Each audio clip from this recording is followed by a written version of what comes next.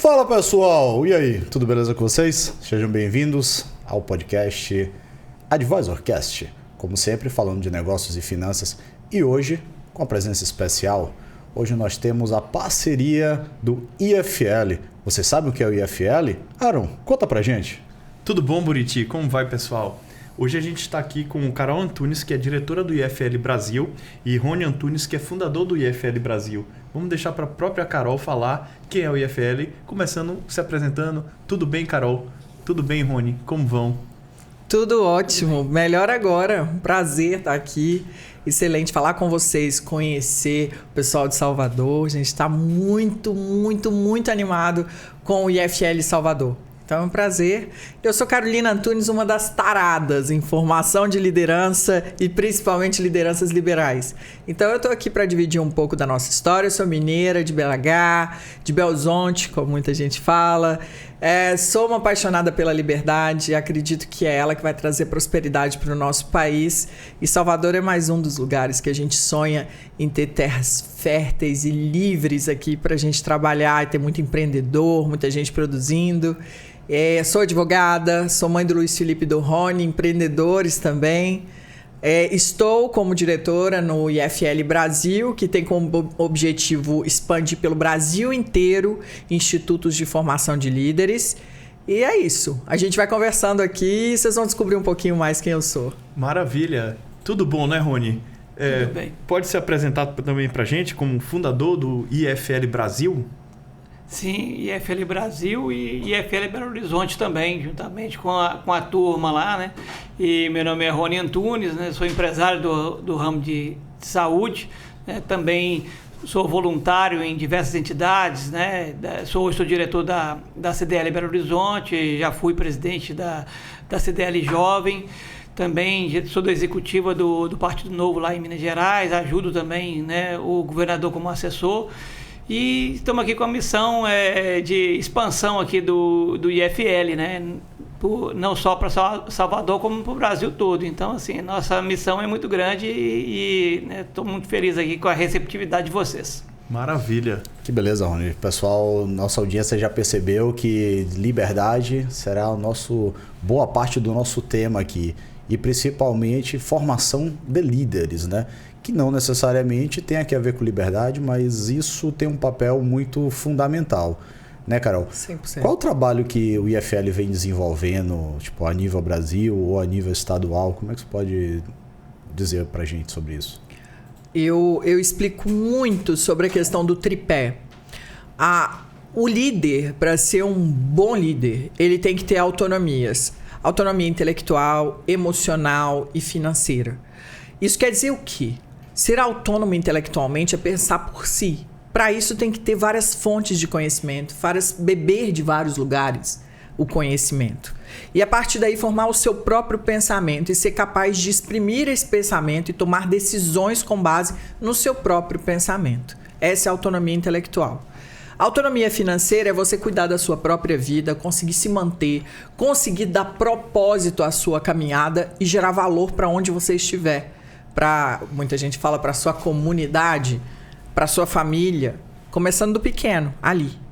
E também a autonomia emocional, porque não adianta nada ter tudo isso e numa discussão, às vezes por impulso, tomar decisões que podem prejudicar todos os outros dois pilares. Então, as três autonomias, esses três pilares são muito importantes. Vários locais aqui no Brasil, até fora do Brasil, se desenvolvem esses skills, essas habilidades. Só que nem sempre essas habilidades vêm embasadas em valores. E esse é o diferencial do Instituto. Porque tem vários. Esses pilares só ficam de pé num terreno de liberdade, de valores de liberdade. O que são esses valores? O principal deles é o respeito ao indivíduo. É respeitar as individualidades, as liberdades individuais, é respeitar a propriedade do outro, é querer que um país e a sua própria vida tenha prosperidade através do respeito ao mercado, querer que o mercado cada vez mais seja livre, sem interferências. Então o Instituto ele promove essa formação desse tripé de autonomia nesse solo fértil de valores de liberdade. Eu dei alguns dos exemplos de valores aqui, que são os valores do IFL também. E a gente faz esse trabalho em todo o Brasil. Cada vez mais formar lideranças que vão estar tomando decisões nas cidades, que é onde começa. Tudo faz e acontece na cidade, gente. Brasília está muito distante. Se o indivíduo é capaz de fazer, o município não tem que fazer, os governantes não têm. Agora, o que o município faz, o Estado não tem que fazer. E o que o Estado faz, Brasília não tinha que intrometer na vida da gente. Era o contrário, é invertido essa lógica. Então a gente acredita que formando nas cidades as grandes lideranças de tomadores de decisão, os empreendedores, os profissionais liberais, com esses valores e com essas autonomias, a gente vai colocar o Brasil de volta no caminho da prosperidade e não continuar no caminho da servidão, como assim diz Hayek, né, um economista. Você acredita que essa inversão de colocar Brasília como ponto focal para as decisões do Brasil seria um posicionamento de acreditar que um tanto quanto infantilizar o brasileiro e dizer você não tem autonomia de decisão, Estado, você não tem autonomia de decisão, município também não. Você acredita nisso? Se a gente pensar, lá atrás também veio uma questão meio de diminuir a gente como brasileiro, né? Tem sempre o europeu é melhor, o americano, ou seja, o estrangeiro sempre é melhor. E isso vai lá, olha, não sou capaz de dirigir o meu estado, a minha cidade, tem que ter sempre Brasília. Se a gente for do ponto de vista de analisar o cenário político atual, pensar assim, olha a situação que é a corrupção. Se você centraliza e coloca as decisões bem longe, é mais difícil de se reivindicar. Então são vários motivos que coloca ali no Centro-Oeste. Amo Brasília, o povo, né? A cidade, as pessoas de lá. Agora, o foco de colocar e centralizar o poder distanciando das cidades, dos indivíduos, são estratégias também.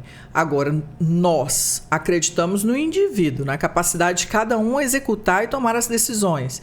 E se as decisões principais na cidade, quem sente é o cidadão, o principal ali de que receber o dinheiro e cuidar é o município. Não é mandar lá para Brasília e depois os prefeitos ficarem com os pires na mão pedindo, olha, pelo amor de Deus, me ajuda e faz isso. E aí começa todo o sistema que a gente conhece, o chamado sistema.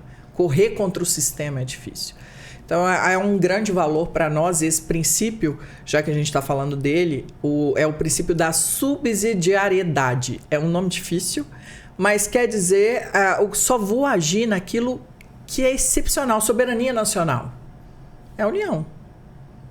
Agora, eu tenho que cuidar do que acontece no município, do dinheiro que ele arrecada para ele investir na saúde local?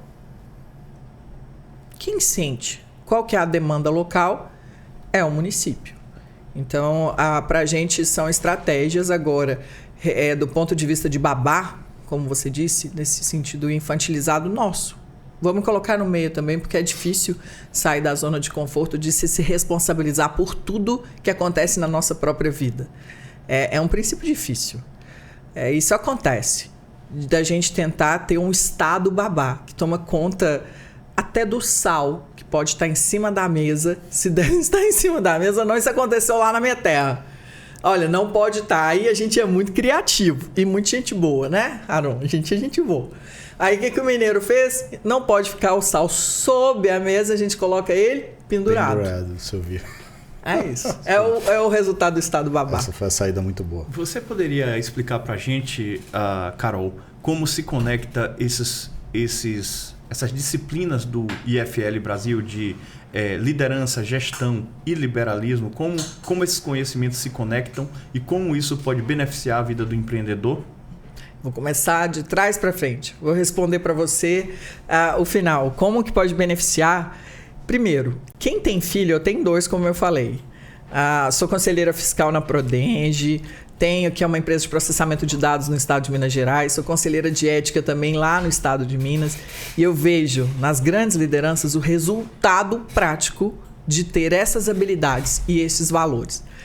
Eu tenho 2 meninos, um de 24 e 23 anos. Os 2 são empreendedores, têm a facilidade da sucessão na família, é impressionante. Então, quem tem filho, que vai daqui a pouco pegar a direção da empresa, ou é acionista, ou você que é estudante, está tentando aí se formar para começar para o mercado de trabalho, ou você que quer empreender, está começando, startupeiro, pensa o seguinte, sem formação sólida, para você ser independente, a única coisa que você vai ser ao sair de uma faculdade com um título mínimo aí que as pessoas, né, almejam, vou formar na faculdade, o mínimo que vai acontecer com você é ser um repetidor.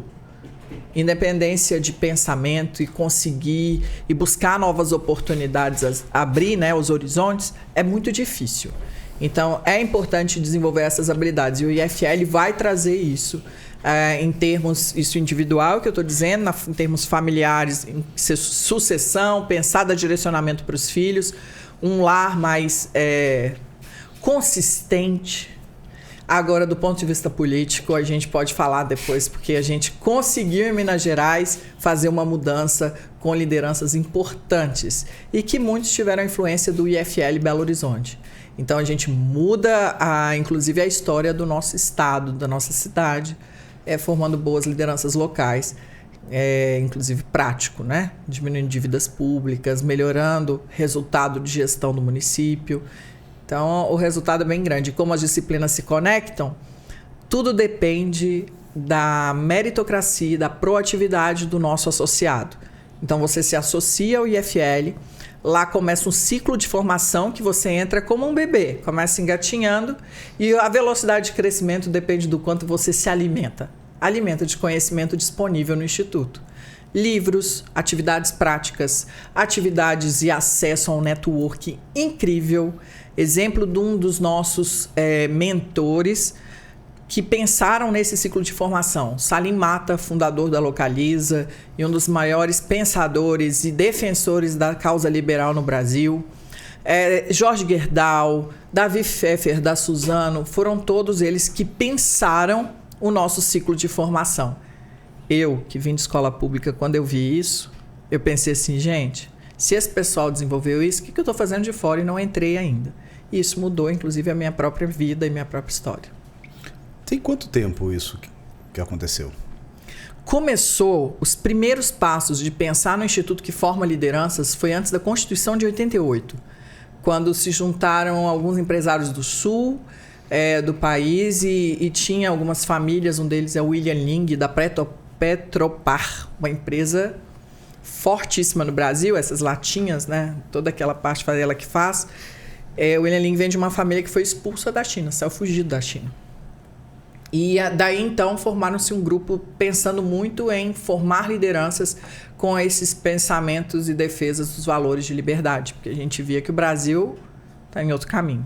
Então, desde a Constituição antes da Constituição de 88, formou esse grupo e o Salim foi para o Sul, viu esse grupo e levou para Belo Horizonte em 2005, quando começaram os primeiros encontros. Então, a gente tem aí mais de 15 anos desse trabalho como IFL Brasil. E aí, nesse período, Rony, você conheceu e entrou. Rony foi promissor, né? Foi até antes. Foi antes, né? Você decidiu... Qual foi o seu start, assim, que você decidiu? Dizer, a gente precisa incentivar e melhorar a formação dos nossos próximos líderes, as próximas gerações de líderes. Como foi esse seu start, assim? Porque você é um incentivador e um fundador disso, né? Com certeza, isso foi lá em 2006, né, quando a ideia do próprio Salim e de outros empresários de trazer, de colocar isso funcionando, principalmente em Belo Horizonte. Eu fui num evento, né, ainda não existia o IEE, né, na época, que é o primeiro caminho, que depois a gente veio trocar de nome e chamar IFL, por volta de 2011 mais ou menos, mas assistindo o Salim ali, essa ideia, eu vi que era um convite para se formar a liderança, né, para ser um líder melhor, porque com 32 anos eu me considerava líder, já era, né, dono de empresa, já tinha, né, minha formação, então eu me considerava líder. Então, vou formar líderes aqui. Falei assim, mas não entendi muito bem. Mas aí depois eu recebi, né, até uma ligação do Salim mesmo, me falando, Rony, você tem que vir aqui novamente para o Instituto, me ajuda aqui a formar o Instituto. E eu perguntei para o Salim, mas você investindo tempo em me ligar aqui, não entendo, o que o Instituto vai me ensinar, né? Me explica, porque você está me convidando para ir. Eu falei assim, aí ele me explicou, Rony, você não está entendendo, não vou ensinar você nada, é um jeito de pensar. O seu tempo é o mesmo do meu, não é? Né? Você não pode considerar o seu tempo menos valioso que o meu, não. Se a gente conseguir montar instituto e correr para frente com eles, nós vamos aprender juntos a pensar diferente. E aí, quando todos os líderes, né, e as pessoas que ainda não são líderes pensar diferente, ela vai entender o que a gente quer com o instituto. Não é simplesmente repassar informação e a gente, né, ter muita informação, conteúdo. Não, uma nova forma de pensar que abre caminho, né, ilumina, né, a cabeça de todos. E no começo não entendi muito bem, mas depois de pouco tempo, né, foi uma surpresa enorme. Eu com 33 anos, né, 32, 33, não acreditei, né, no que várias pessoas que pensam diferente, heterogêneas, né, junto, conversando sobre formação, conversando sobre inúmeros, um hexágono da liderança, por exemplo, né, pode abrir a cabeça tanto assim, não só a minha, como de todos que seguiram o mesmo caminho. E isso foi o início, o start, como você perguntou. Ô Rony, deixa eu lhe perguntar uma coisa. Quais foram os efeitos práticos nas políticas públicas em Minas Gerais que essas ideias trouxeram? O IFL, né, ele não é um instituto de execução, é um instituto de formação de líderes. Quem move, quem muda a sociedade, quem executa são as próprias pessoas. Mas então eu posso citar exemplos do que as pessoas do IFL fizeram, como são mudanças estruturais, muitas, eu vou citar duas apenas aqui, né? Aquele evento que se chama Dia da Liberdade de Impostos, onde uma vez por ano a gente, né, várias entidades tentam conscientizar a população de que quem paga imposto é a população e não os empresários. Isso começou lá em 2007 e foi exatamente as pessoas que constituíram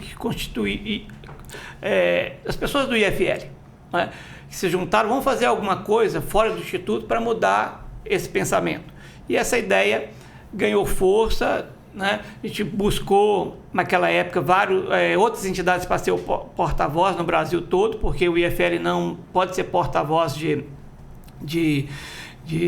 eventos assim, ele tem que se formar e não ser porta-voz, e a gente conseguiu expandir para o Brasil todo, né? Ele é executado até hoje, depois de 14 anos, e a gente conseguiu conscientizar. Diminuir imposto ninguém conseguiu, mas conscientizar a gente conseguiu. Outra, para finalizar, né, estou lembrando aqui agora, a gente conseguiu essas pessoas do IFL ajudarem a constituir o Partido Novo em Belo Horizonte, que nós consideramos e consideramos ainda, né, uma ferramenta de mudança, assim como outras ferramentas, mas o Partido Novo como uma ferramenta de mudança política. E através da constituição desse partido lá, a gente também conseguiu, então,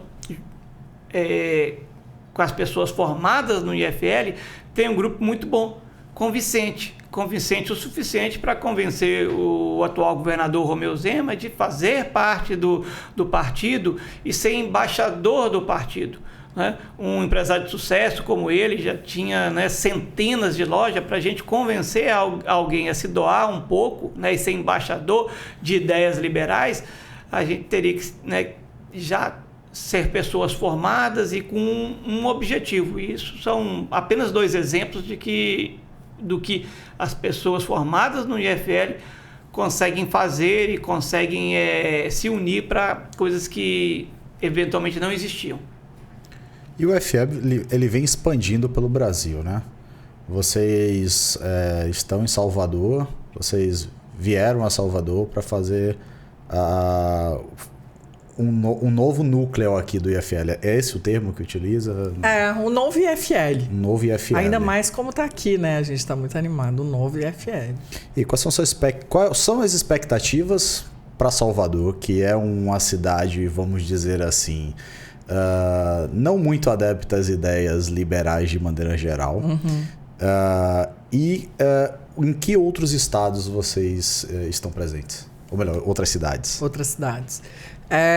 E uma boa colocação, outras cidades. A gente tem no interior também, tem IFL em Lajeado, IFL em Juiz de Fora, Lajeado no Sul, Juiz de Fora em Minas Gerais.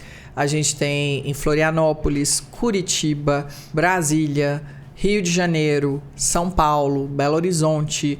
A gente também está agora fazendo um evento em Fortaleza, Recife, logo depois daqui, semana que vem tem Recife. Fortaleza na outra semana. Então tá bem intenso. Temos demanda para ir para o Manaus. Tem muitos lugares no Brasil. Então, ao mesmo tempo que você diz assim que não são adeptos, e o nosso estado tem a liberdade, né, na bandeira, a gente passou por muita dificuldade. A gente ainda passa, né, Rony? Tem uma dívida, um déficit muito grande o estado, mas nós tivemos momentos muito terríveis de restrição à liberdade, de intervenção de um governo sem compromisso com a gestão, com a eficiência, com realmente ser um servidor ao cidadão que é pagador de impostos. Temos um estado que a maioria... Minas Gerais, na verdade, é um grande Brasil. Tem várias regiões, características diferentes no norte de Minas, no sul de Minas, ali no centro-oeste. Então, é complicado você falar que lá é fácil para se montar um instituto. Não foi fácil. Não disse que é fácil, eu digo pela chegada na Bahia. E eu espero que aqui em Salvador vai ser assim igual. As pessoas estão ávidas pela liberdade. Elas ainda não descobriram o valor que isso tem para a vida e para a família delas, em termos de crescimento, tanto financeiro quanto emocional e de valores. E a partir do momento que você descobre a liberdade, não tem outra volta, não tem outro caminho. É como a pílula do Matrix. Não tem jeito de você vomitar e parar de enxergar. O que falta é isso. E pelo que eu cheguei e vi, em tão pouco tempo, um grupo tão forte, é assim que começa. A formação de liderança do IFL não é para qualquer um. Assim, falar, nossa, nós vamos ter um monte de gente. Quando eu falo qualquer um, depende da escolha. Eu não posso obrigar ninguém a fazer parte. Vai depender da pessoa escolher isso para a vida dela. Então, não é um negócio também que a gente vai sair, abrir a porteira e vai chegar um monte de gente para pegar um pão com mortadela. Não é. Não é. Definitivamente não. Aqui é conhecimento, você tem que ter autorresponsabilidade pelas suas escolhas e uma delas é tomar a pílula da liberdade e seguir aí buscando a sua vida. Mas eu tenho muita esperança. Pelo que eu senti, e a gente de negócios, a gente sabe que tem indicadores. E um dos indicadores, a presença maciça nesse primeiro evento. Muitas inscrições, isso é um grande sinal. E conversando com você, o time atual que está à frente fundando o IFL Salvador é um time muito bom, com várias personalidades diferentes e que são muito ligadas a resultado que eu estou vendo. Então, todos os indicadores me mostram que vai ser um local de muito sucesso. Só que a gente precisa de mais parceiros. Então, quem estiver nos ouvindo, que quiser, né, fazer parte, conhecer, procurar vocês, procurar a gente no iflbrasil.com.br, que a gente vai trazer, vai colocar vocês junto aqui com a turma de Salvador e fazer parte da história. É um momento histórico hoje, que é iniciar as atividades em Salvador. E vamos mudar aqui, tenho certeza. Muito se fala em desigualdade do Brasil. Os liberais não falam muito nessa desigualdade. Falam mais que o problema não é a desigualdade, é a pobreza. O que você poderia falar, já que o Instituto tem o viés de liberdade? Como você poderia tratar sobre essa situação entre desigualdade e pobreza? Isso é muito igual, bom. É diferente? É uma pauta muito boa, principalmente no nosso país, e eu falo que não é só no país, não. Tem um índice que chama... a Atlas Foundation fala dele, mas como que é? A Heritage Foundation. É uma fundação americana. E ele mede o índice de liberdade econômica com o desenvolvimento local. E também até a fraternidade das pessoas, doação. Quanto mais livre economicamente, mais ele vai se tornando pessoas fraternas que moram lá, umas solidárias mais com a outra, e também o desenvolvimento local. Aqui a gente é o mínimo, né? A gente consegue superar alguns países miseráveis do mundo em termos de liberdade econômica. Quando a gente fala de pobreza, tem um pouco a ver com isso. Não é? São pessoas que não têm condição de pagar pela subsistência, nem pela sua saúde, nem pela sua educação. São pessoas que não têm nem comida para viver. A gente está falando de pobreza. Desigualdade é quando a gente está falando de pessoas que não são iguais. Iguais em todos os sentidos. Então, por isso que os liberais brincam, entre parênteses, entre aspas, né? Não parênteses, entre aspas, com esse jeito de falar. Desigualdade. Não existem desiguais. No sentido de que não existe um ser humano idêntico ao outro. Agora, do ponto de vista de pobreza, são medidas que têm que ser tomadas. E uma delas é mais liberdade econômica, porque é fato que países que têm mais liberdade econômica são países que têm mais desenvolvimento. As pessoas com o mercado, com menos intervenção, têm chance de viver projetos, vivenciar economias, negócios, sair de uma situação de ser uma manicure e se tornar uma empreendedora na área de esmaltar, de manicure, tem chance de subir. É assim, eu falo pro meu próprio caso. Eu venho de escola pública. Pode falar em oportunidade? Eu posso. Tem um projeto social também que eu trabalho com formação de liderança em comunidades e eu vejo que há uma falta de oportunidade ao acesso, que a gente mencionou, da liberdade de conhecimento. E não acesso ao conhecimento puro e simples. É ter diversidade. Né? Pedem tanto diversidade nesse país, deveria ter diversidade de conhecimentos também. Não é doutrinação, não é para ir para a escola aprender um posicionamento, é ter independência intelectual. Então essas oportunidades, a dificuldade de algumas vias de oportunidade existem nesse país. Mas nunca vamos ser iguais uns aos outros. Nunca. Igualdade é uma grande utopia. A utopia às vezes até é bom, mas essa utopia ela parte da premissa errada já na nossa própria natureza. Nós nascemos diferentes uns dos outros. E essa individualidade tem que ser respeitada em tudo, em tudo. Agora, a pobreza tem como? Tem. E um dos caminhos, e que a gente defende, é a liberdade econômica. Ótimo. Então, assim, isso se dá logicamente, né? Vida, liberdade e propriedade não existe porque os homens criaram leis, né? É pelo fato da vida, liberdade e propriedade existir antes disso que as leis têm que ser criadas para garantir o Estado, né? Os homens, né? Tudo direitinho. Então, esse seria então o posicionamento do IFL Brasil, né? Liberdade, né? O Estado trabalhando em favor das pessoas, né? A lei trabalhando em favor das pessoas e não contra as pessoas, como a gente vê, né? Normalmente a lei ela está aí mais para ferir o cidadão, mais para tomar recursos do cidadão, mais para beneficiar a classe estatal, vamos dizer assim, né? A classe dos políticos, né? E aí o IFL se opõe a isso, né? Sim, a gente não quer um capitalismo de Estado. A gente quer o capitalismo real, de que eu posso, com o suor do meu trabalho, sem ninguém me interromper no meu trabalho, dificultar as coisas, para que eu consiga dar emprego e com esse dinheiro eu consiga comprar as coisas que eu quero comprar. Eu, como um trabalhador, ou como um profissional liberal, ou como empresário, consiga produzir riqueza e com ela eu compro. Entende? É diferente de viver de dinheiro de pagador, de contribuinte que não é contribuinte, é pagador de impostos obrigatório, porque se você não paga, você é penalizado, então não é contribuinte, gente. Porque contribuinte, eu vou contribuir com você se eu quiser, né? Agora, falar assim que é o direito do contribuinte, desculpa, eu aprendi isso na faculdade de Direito, mas não é direito do contribuinte. Direito de pagar não é direito, é obrigação. É obrigação, é dever. E se não paga, tem problema.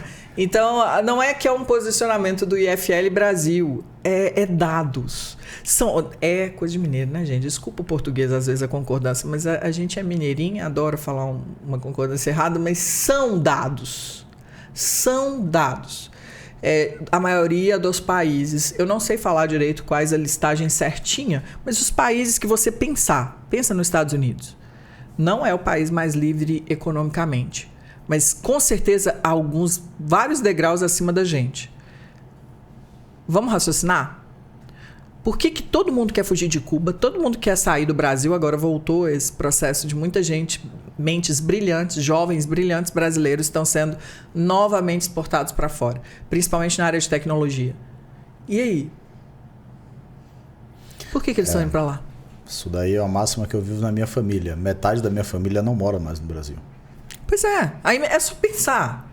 Vamos pensar com dados. Não vamos para a parte ideológica? Vamos para dados, fatos. Sim, dados. Contra fatos não há argumento. Ninguém está fugindo dos Estados Unidos indo para Cuba. Ninguém está fugindo dos Estados Unidos indo para Venezuela. O que diferencia? Quais são os valores que faltam na Venezuela, em Cuba e que sobram nos Estados Unidos? Vamos pensar, vamos raciocinar e medir fatos. Eu acho que o que a gente está fazendo aqui como IFL Brasil é trazendo uma oportunidade da gente voltar a girar no Brasil com prosperidade. Independente se você tem tal partido ou tal político que você defende, não é esse o objetivo do IFL. O objetivo do IFL é fazer com que líderes realmente tomem decisão com foco na prosperidade. É isso. E a prosperidade, para nós, está ligada à liberdade, tanto econômica quanto do indivíduo, de tomar decisão da sua própria vida, o Estado não intrometer. Gente, o Estado não tem que intrometer em casamento das pessoas. O Estado não tem que intrometer na empresa falando a que ponto chega o tamanho de um quartinho que deve ser um operador ou não tá lá dentro. Quantas aberrações existem nas empresas que são multadas todos os dias e muitos fazem igual o Revolta de Atlas, John Galt, né? Who is John Galt? Quem é John Galt? Do livro A Revolta de Atlas, que é o segundo livro que mais influencia os Estados Unidos, a América, depois da Bíblia, até hoje. Foi um livro escrito por uma russa, gente. Foi uma russa que fugiu para os Estados Unidos. Então, ela escreveu esse livro e no livro tem umas passagens muito interessantes, onde as pessoas que produzem, elas falam o seguinte: beleza, é tanta dificuldade que a gente vai pegar e abandonar vocês aí. Comecem agora vocês a girar a roda do mundo, porque a gente cansou. Se chegar um dia desse, a gente espera que não, o Brasil, assim como o mundo, para, porque quem produz riqueza são as pessoas. Quem produz riqueza são as empresas. Quem produz riqueza são os profissionais liberais, são os indivíduos, e não o Estado. O Estado não produz nada, ele só consome. E ele vive daquilo que é obrigatório a gente pagar, como pagador de imposto que a gente é. Eu me lembro que uma vez chegou uma pessoa lá em casa para consertar uma máquina de lavar roupa, né? Ele era um técnico da Brastemp Consul e ele começou a dizer para mim assim, a seguinte coisa, disse assim: olha, o Brasil só vai para frente no dia que todo mundo fizer uma greve e parar de trabalhar. Os empresários não trabalharem mais, não produzirem mais. Nós autônomos aqui também não produzirem mais, até o governo chegar e dar um jeito. Aí eu disse: peraí, rapidinho. Fui lá, peguei o exemplar novo de A Revolta de Atlas e dei para ele de presente. Ele chorou muito. Ele disse que nunca ganhou um presente daquele na vida. Mas era uma pessoa assim, simples do povo, mas que tinha tanta noção de liberdade dentro de si, né? De forma natural, sem nenhum tipo de instrução. Ele chorou muito, ele ficou muito agradecido, né? Então, assim, é bem emblemática essa história que você está falando aí. Então, eu vi isso no caso prático, né? É muito. Na minha vida. É muito forte. A palavra liberdade é usada em discursos demagogos, populistas, e que não traz o verdadeiro sentido dessa palavra. Essa palavra, ela acompanha a responsabilidade de nós mesmos sobre nós, a autorresponsabilidade. E não é fácil. É por isso que falar liberdade, o direito de ir e vir, gente, ele é o mínimo. Talvez seja a unha da liberdade. É o direito de ir e vir. Ele não expressa nem 3, 5% do que é a liberdade de verdade. E tem gente que acha que liberdade é libertinagem. Não tem nada a ver. Nada a ver. E quando você pega um cidadão do povo, como você disse, Esse cidadão, com certeza, ele sabe o que é liberdade. Porque ele tem que se virar todos os dias. Todos os dias. Ele está muito distante de Brasília. Ele não sente aquilo. Ele sabe o custo que tem para ele sair na rua, ligar o carro dele, para ir lá e fazer o churrasquinho ou fazer o cachorro quente dele e vender e ganhar dinheiro e colocar a cesta básica, o mínimo de alimentação para a casa dele. A diferença é que falta a ele aquilo que a gente falou, as vias do conhecimento múltiplo, para ele entender o conhecimento. O que eu estou pagando aqui de imposto? As pessoas terem a consciência. Tem um livro que chama A Cabeça do Brasileiro. Ele é ótimo quando ele fala o seguinte, na pesquisa que eles fizeram, que a maioria do brasileiro ama o Estado. Ama, pela aquela pergunta que você me fez, do sentido de babá, de vitimismo e tal, cuida de mim porque eu não sei cuidar de mim. Mas a maioria odeia o governo. Odeia o político, né? Odeia o político, o governo. Então a palavra governo, Estado, na cabeça deles e político, são coisas muito diferentes. E, gente, isso é falta do conhecimento múltiplo. De ter passado por uma escola como a gente passou, pública, de às vezes só ser catequizado ali na escola, ideologizado na escola. Não teve acesso ao conhecimento múltiplo para trazer a liberdade, para saber analisar. Isso que você falou agora aí me lembrou durante o período mais intenso da pandemia e que as decisões ainda estavam muito confusas. O que fazer, o que não fazer, vai usar máscara, não vai usar máscara, abre isso, fecha aquilo, que horário, amplia o horário de atendimento, reduz o horário de atendimento.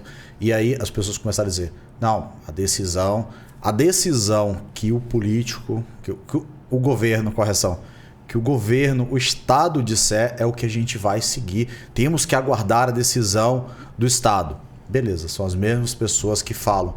Eu não confio em político é ladrão, político não resolve nada, é os próprios interesses dele.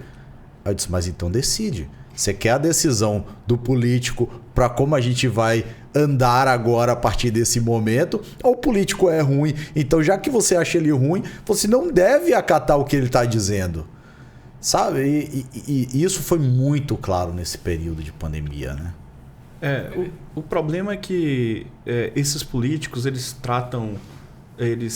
pensam que eles são Deus, né? E eles tratam as pessoas como se fosse barro, como se fosse um barro que ele vai fazer uma escultura, né? Como se ele pudesse moldar a sociedade à própria forma que ele gostaria, como se fosse a própria vontade dele, né? Eles esquecem que esse barro, essa coisa que eles acham que eles podem manipular, né? Que eles tratam como se fosse um barro, como se fosse uma coisa qualquer. As pessoas esquecem que essas pessoas também têm a capacidade de observar, de pensar e de julgar por si próprias, né? E que eles não precisam ser tutelados dessa forma, né? Eles têm a livre escolha deles.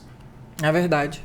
É engraçado, né? Na pandemia, não sei se vocês lembram, lá atrás, a gente foi impactado dos dois lados. Tanto na vida privada de cada um, acredito que todo mundo no primeiro ano, em março, eu nunca vou esquecer, foram alguns dias antes do meu aniversário. Então a gente passar sozinho, distante, trancado, não sabendo o que estava acontecendo. Mas o pior, não sei se vocês lembram, aquela questão do governo. Não, a gente não pode obrigar ninguém a usar máscara. Máscara não é possível. Não é eficaz. Não é eficaz. Eu tenho esse vídeo do jornal falando que não tem nenhum tipo de comprovação de máscara ser eficaz, que o governo estava falando isso. Tem que deixar a máscara para o setor de saúde, não é? Só para os médicos, só para o pessoal da área de saúde que... Não vá comprar máscaras isso, em massa, gente, na farmácia. Não precisa disso. Não precisa. Lembrei. Vocês lembram disso? Lembro disso, sim. Isso ficou as pessoas estavam indo em massa comprar máscaras em farmácia e isso estava acabando, né? Você proteger. A orientação que não tinha nenhum estudo que comprovava nada, então que tem que deixar a máscara só para o setor de saúde. Verdade. E soltaram depois isso. Muda. E depois mudou várias vezes, né? E várias vezes vai e volta. E aí você fica como um boneco. Aquele boneco assim, né? Onde tem o Estado controlando o cidadão com vários fios ali de manipulação. E eu parei para escutar aquilo. Eu falei, olha, independente. Eu vou comprar máscara porque eu sei que isso protege. Não é porque estão mandando ou deixando de mandar. É porque eu sei, existem estudos. Se não protegesse, como um médico vai atuar? Não tem lógica. Se eu tenho uma comorbidade, eu vou me proteger. Se eu tenho uma comorbidade, eu não vou sair aí sem máscara. Sou eu que tenho que ter responsabilidade pela minha própria vida. Mas mudou tanto a concepção disso na cabeça das pessoas que elas ficam esperando o jornal falar na TV, naquela emissora, né? Que todo mundo sabe. Pode ou não pode? Agora qual é que deve usar? O que é descartável? É a N não sei quanto? É isso. É a não sei que lá, não, mas tem aquela que é da China e aquela então não deve usar e daqui a pouco não, agora pode de pano, pode ter... Realmente foi um momento de muitas informações e mudanças muito rápidas e, enfim, e o Estado controlando realmente, tomando as decisões e tendo que nos forçar a isso. Exato. E outro ponto, a gente está falando do indivíduo aqui, mas cabe lembrar que tem muitos empresários que ficam pensando, muitos empreendedores ou profissionais liberais, que aquelas informações que vêm da televisão são as corretas 100%. Prestem atenção, gente. Para você ter a antivisão, antever as coisas que vão acontecer e conseguir tomar atitude rápido no seu negócio e não ficar à mercê das coisas, sai fora de ficar só na televisão. Comece a trazer autonomia intelectual, buscar novas fontes, se aprimorar. Porque senão o negócio, em 5 anos, com a tecnologia do jeito que está, as coisas vão mudar completamente. Então, se você não trabalhar a antivisão, buscar novas fontes, novos conhecimentos, outros lugares para pegar dados, porque eu lembro do TCU agora, quando suspendeu o julgamento, saiu no jornal esse famoso, nessa emissora que todo mundo assiste à noite, alguns dados do relatório do TCU. Eu falei, que coisa, né, gente, que é advogado? Eu falei, que estranho, tem algumas coisas estranhas aí. Não tá batendo muito, não. Fomos pegar, eu e a Ana Carolina, que é assessora de imprensa até o Salinho, eu falei, vamos dar uma lida nisso para ver? Várias informações que estavam erradas. Não é o que estava escrito lá. E quem pega esses documentos na íntegra para ler? Quais são as pessoas que têm? Mínimo. Não é? Exato. E quantos negócios podem ser influenciados nos seus faturamentos? Quebrar e mandar tanta gente embora. Como diz Margaret Thatcher, o melhor programa social que existe no mundo chama emprego. Quantas empresas vão se fechar e vão colocar gente para a rua? Nós passamos por isso aqui, quase 50%. Pois é. Por informações, muitas vezes, equivocadas. E que as pessoas não tomam decisão pela convicção que elas têm, sim esperando alguém falar o que é certo. Deixa eu fazer uma pergunta aqui para vocês. O IFL, ele, como formação de líderes, ele está mais voltado para a liderança em sistema público ou privado? Muito boa. Não depende. Nem público, nem privado. Não formamos políticos. Na nossa trilha tem política, mas também tem gestão e tem liberalismo.